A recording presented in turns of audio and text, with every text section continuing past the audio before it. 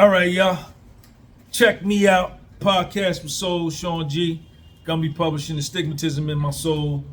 This channel, the Podcast with Soul, does not wish to slander, libel, or defame anybody.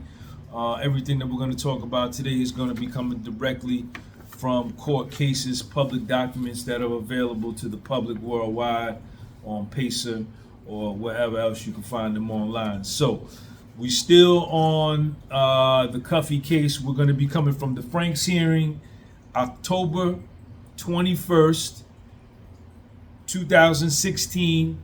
Franks hearing, United States of America versus Cuffy Gatlin. Case number 4:14 CR 00088. So, Keith Cromer is still on the stand. He's being cross-examined by, today it's going to be Humphrey, okay? And what they're trying to establish is the payments to Tammy Cowins and how that whole process is done, what forms need to be filled out, when did they start,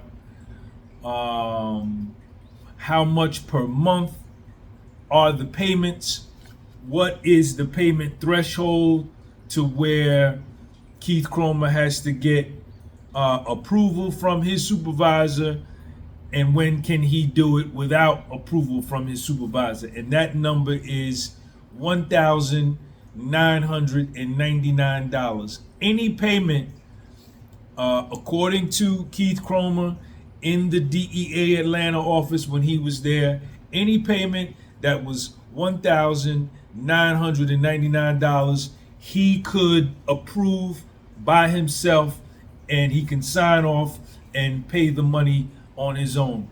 Anything that was $2,000 or higher would need for him to have the paperwork filled out by the agent or himself. He would have to sign it, and then he would have to send it to his supervisor in order to get it approved. So they go through all of that, and they talk about the way Jack Harvey.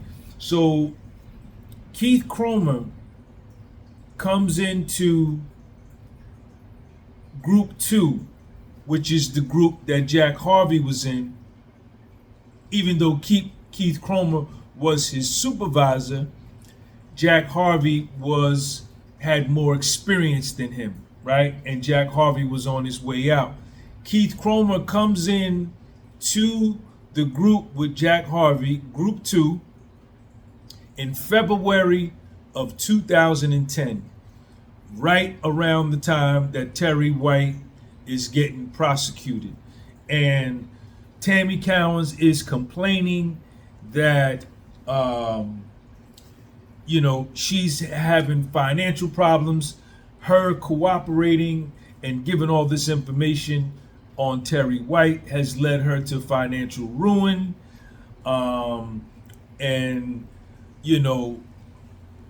She's having money problems. So up until that point, Jack Harvey was old school, right? He did things the old school way. You give information, and at the end, you get compensated, if things work out in a favorable position, in a favorable way for the DEA. When they bust Terry White and they seize all of his property, his real estate, it takes a while for the forfeiture process to go through and for all of the seizures and things to get processed. But he does put her in for an award, right, as a result to that. But she still hasn't gotten anything yet. She's continuing to cooperate with the DEA, and she's broke. So when Keith Cromer comes in and he takes over and he becomes her controlling agent after Harvey retires, he changes the whole process and sits down with his team and comes up with a new philosophy that what we're going to do is we're going to pay our confidential sources as we go, right? And he had already been doing that with other confidential sources before he started doing it with Tammy Cowins. That's very important. The number that they come up with, he sits down with Tammy Cowins, they come up with the number 2,500. She agrees, Keith Cromer agrees, and they keep working, supplying information. Now, Keith Cromer also testifies on the stand that in his career, he has confiscated between $60 million and $80 million. He's been audited, and never once in his career has there been any issue, has he come up one penny off from what he seized versus what was documented and what was proven to have been seized. He gives a case, he gives an example of, and I'm going to read all of this, we're going to read all of this in the paperwork. He gives an example to where he was working with a confidential source, and $4 million, a ton of cocaine was seized, $4 million, and the confidential source got paid $300,000 as a result of that seizure of cash. He talks about that. So let's get into it.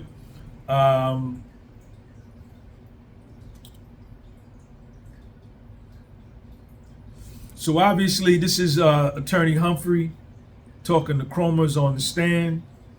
So obviously you met Tammy Cowins through Jack Harvey. Keith Cromer, yes.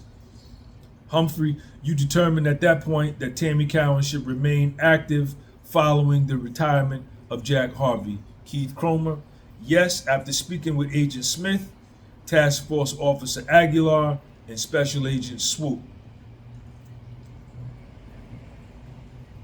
Question, prior to Jack Harvey's retirement, what was Tammy Cowins doing for Group 2? Keith Cromer, Jack Harvey was controlling her. Jack had a different philosophy as far as working than I did, and he did primarily historical cases, just taking information from people and trying to build up that way. There's nothing wrong with it, but I just didn't believe in that way of working. And since he's the senior agent, I just let him go about his business and do that. But once he retired, I said, okay, we're going to have a different perspective as to what I expect.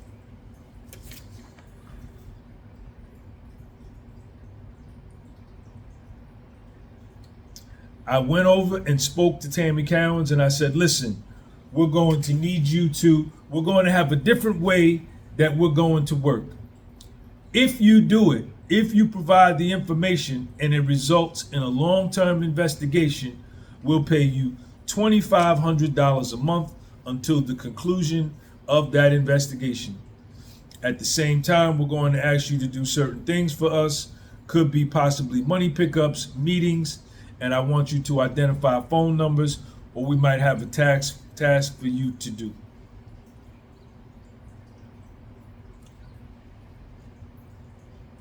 Then he talks about one time while he was controlling Tammy Cowins, some information came across his desk about somebody laundering over $1.5 million a year through this company, and they sent Tammy Cowins out with Agent Swoop to check on that and get some information on that, and that was some work that she performed.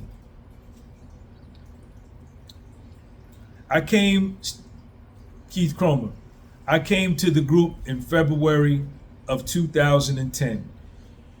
Tammy Cowins had worked on some individuals who were distributing a large quantity of drugs, and they were arrested, assets seized, and so that was at least 2008, I believe. Humphrey, and as a part of that arrangement with Jack Harvey for what she did in that case, was Tammy Cowins receiving any compensation?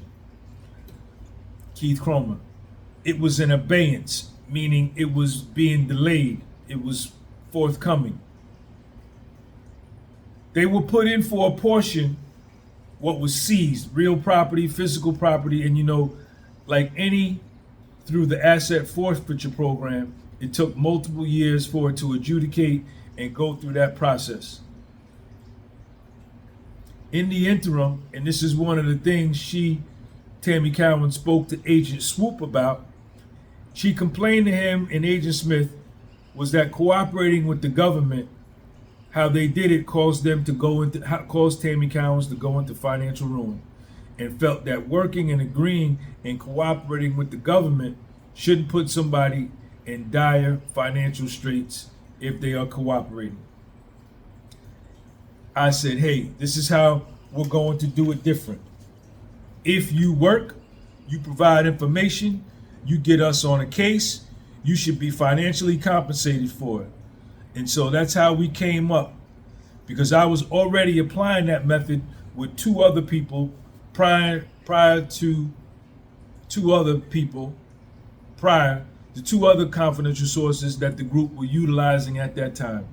And so we brought Tammy Cowins into the fold with that right then, based upon that. After expressing the concern, sat down, listened to it, we agreed with it, advised them on what our intentions were.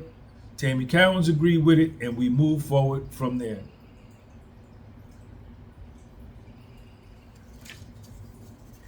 Now, Keith Cromer goes on to explain why he feels paying confidential sources, pay as you go, is effective versus just waiting to get them, to wait till some money or drugs are seized.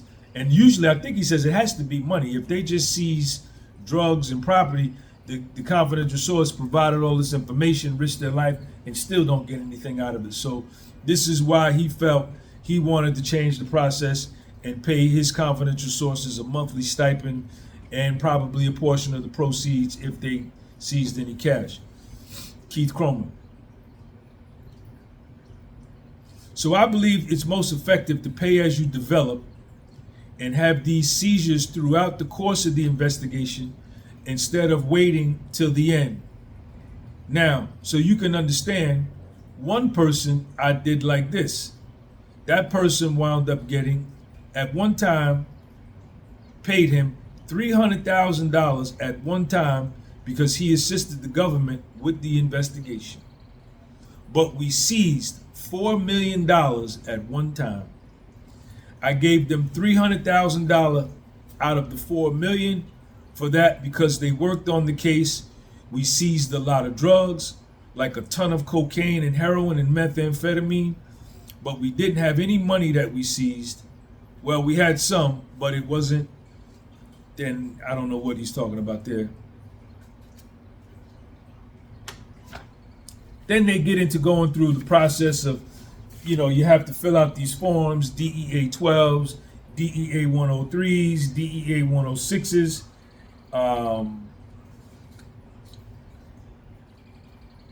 And they talk about anything over $2,000 has to get approved by his supervisor, how the whole process is done.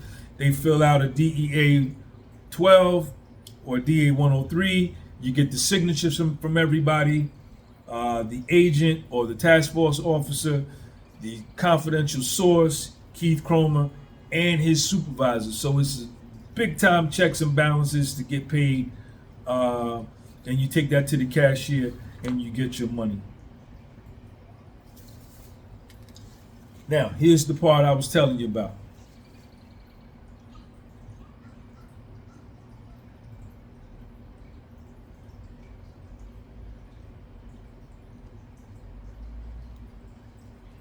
Humphrey, the attorney. But what was the maximum amount of cash payment that could be made without special approval? Keith Cromer, $2,000. Anything over $2,000, so let's say $1,999. Okay, Keith Cromer, $1,999. This is page 137 of 158. Humphrey, the attorney. So that figure is not $2,500, Keith Cromer. No. And I'll tell you, I'll be perfectly candid with you. No matter what the price would have been, I still would have got the approval of my supervisor. Humphrey, the attorney, explained why. Keith Cromer. Through the course of my career, I've seized in cash between $60 million and $80 million, okay? And I don't touch it. I don't deal with it. I'm very conscientious about dealing with the government's money. And I felt doing this way right here was the easiest way to pay them because you can see the documentation flow. And if anybody had any concern about it, they could have looked at it. I've been audited in everything, and everything is fine. You know, so that's why it's a safety mechanism for us as agents, as well is by getting the approval instead of saying I made a unilateral decision without anyone's approval or say so. And that's the reason why I did it that way. And I made it known to everybody that's why I did it. So that's pretty much it. Then they go back and forth trying to figure out. They have there was a DEA 103 or a DEA 12 that Jack Harvey said that Tammy Cowins had nothing to do with, yet Keith Cromer paid her, you know, and they're questioning him about that, and they spend a whole bunch of time just discussing that, and then they run out of time and they adjourn the court for the day. So I got some more of the Franks hearing. We're gonna get back into Keith Cromer testimony. I'm gonna do the whole thing, the whole Keith Cromer testimony, because I think it's very central to this case, and we need to really examine that closely. Shout out to everybody, man. Welcome to all the new subscribers. Make sure you go take a look at the other cases I'm doing. I'm doing the Puffy Diddy case, and I'm also doing the Big U case out in California. Sean G, peace.